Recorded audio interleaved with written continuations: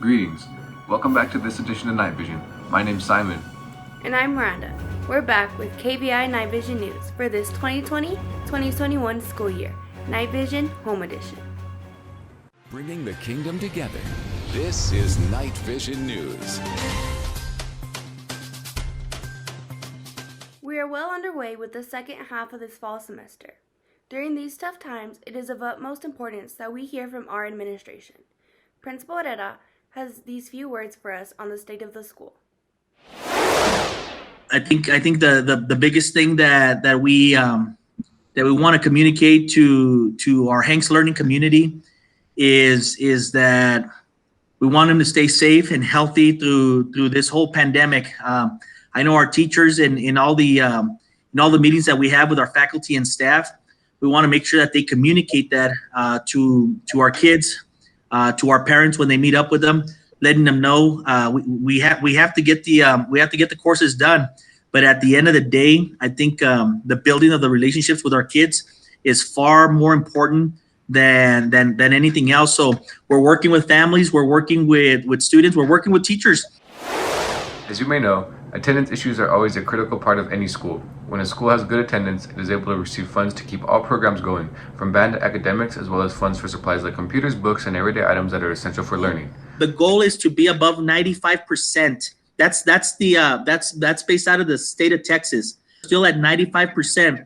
Right behind them is our freshmen. If we can give them props as well, we're gonna have to light a fire under our juniors and sophomores. But right now, our seniors, they're rocking it out. I really do want a shout out to them. And then our freshmen, but our juniors and sophomores, they need some help. They need to be logging in and getting their work done. The swim team is asking the Hanks community to pitch in and help out with their new fundraiser. The swim team for this season, for the 2020-2021 season, we teamed up with Fan Club for our fundraiser. And basically, Fan Club made a bunch of cool apparel with Hank's logo and Hank's swimming logo as well. So we have some apparel that has Hank's swimming on it, and we have some apparel that just has Hank's.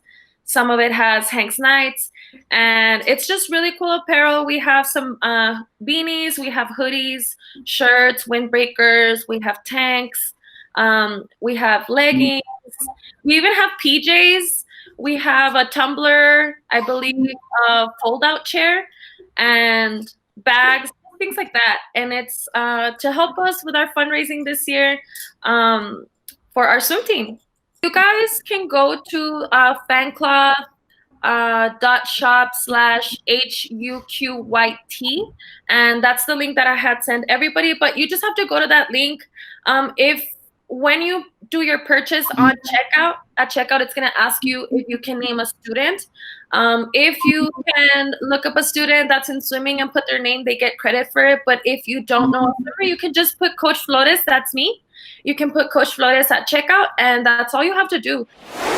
Even though we're in the midst of a pandemic, we do our best to keep up competing in sports. Here's a recap of various sports being played this season, in the words of their very own coaches. Our varsity team is we don't have a whole lot of varsity experience. So we have a lot of kids on the team that it's like their first time playing varsity. So it's been a little bit of a challenge for us this year. We played a lot of close games and we've lost a lot of close games. But I'm looking forward to finishing off the rest of the season and then looking forward to next year as well, because I think after that we'll have at least 1 year of experience under our belt. And so I think we'll be a little bit more comfortable playing together.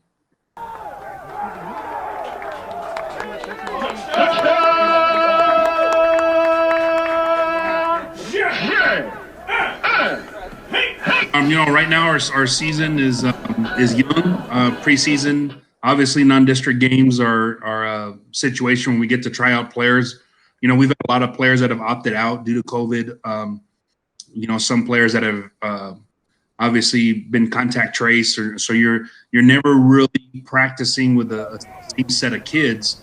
But our philosophy has always been, and it will always be, next man up. We have to continue to roll forward, and that's what we practice on. Is what we preach to our kids, and be ready if you're a backup. So we've had situations where we've suited up 5 or 6 freshmen at the varsity level, but we look at it in a positive way, and those kids are getting some experience being up there on Friday night, and we just got to get ready for district. And district play is now going to start. Those are the games that count, and we should be playing Isleta this Friday, but in the current situation, looks like everyone's canceling, so I don't know if our district, they're actually discussing that right now, if they're going to be doing that or not. Today we begin a new segment which will sure blow your mind away. Academic Travels will take you to places around the world and cover different topics of general culture and interest. It is hosted by our very own 9th grader Liliana R. Roll the tape.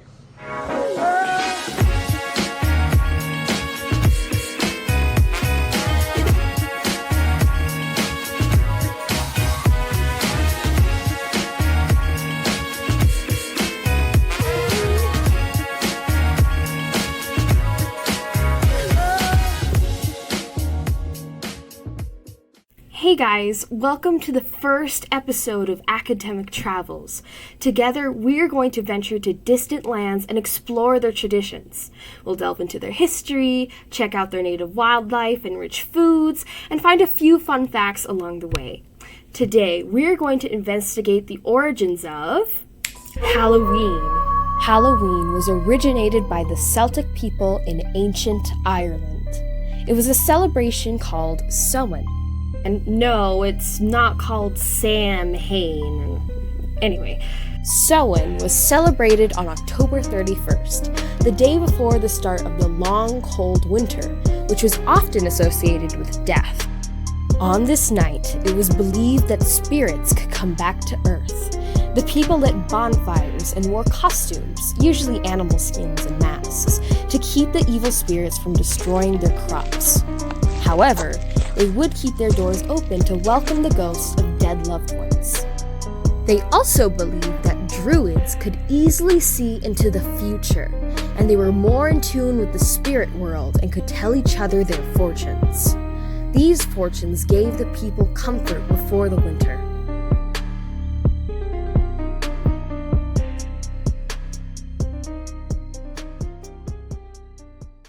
In 43 AD, the Celts were conquered by the Roman Empire.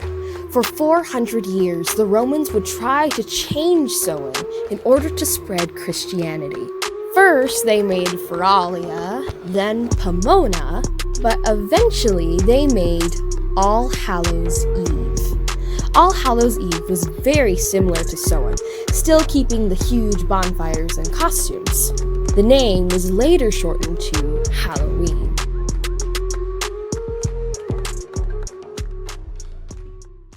When Halloween went to colonial America, it became a day of causing mischief, telling ghost stories, and pranks. Trick-or-treating also became a tradition when people would go around town asking for food and money.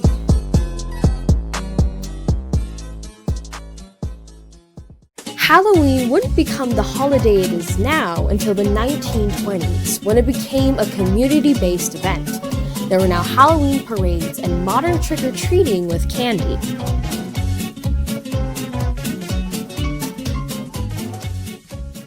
With the pandemic, Halloween in 2020 will be very different for all of us. But Halloween has gone through so many changes in the past, and who knows what will change in the future. Now people are making new ways to celebrate, like drive-in haunted houses or light shows. So let's make the most of it and start new traditions to celebrate. Thank you everybody for watching. You're the bee's knees, Hanks. Stay classy.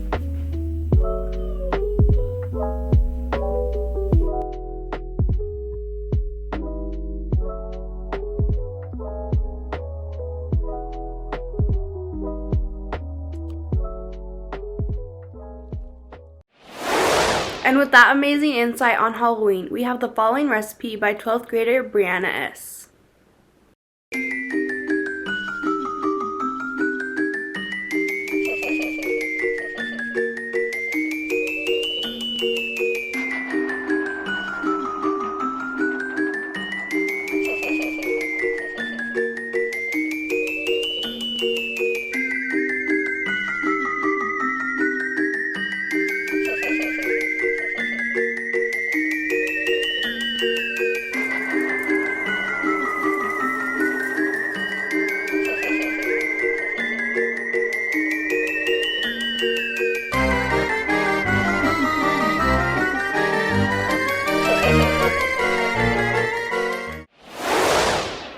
Knights are always finding all sorts of creative ways to pass the time and learn through this hard time of the pandemic.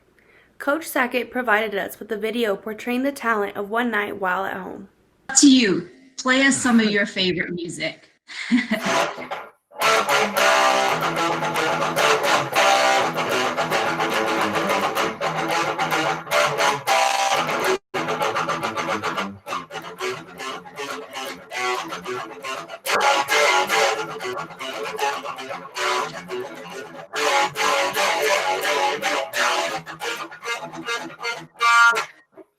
Roman's guitar teacher, Mr. Gilbert Mata, says Roman, and I quote, "Being very talented is such a nice, hardworking, and humble young man. He takes his music very seriously and is always working on the next goal to keep improving." And that ends our edition of Night Vision Home Edition. Don't forget to subscribe to our YouTube channel at the address on your screen. Remember to stay safe and keep up the good work. We leave you with these images of Roman and his guitar playing talent.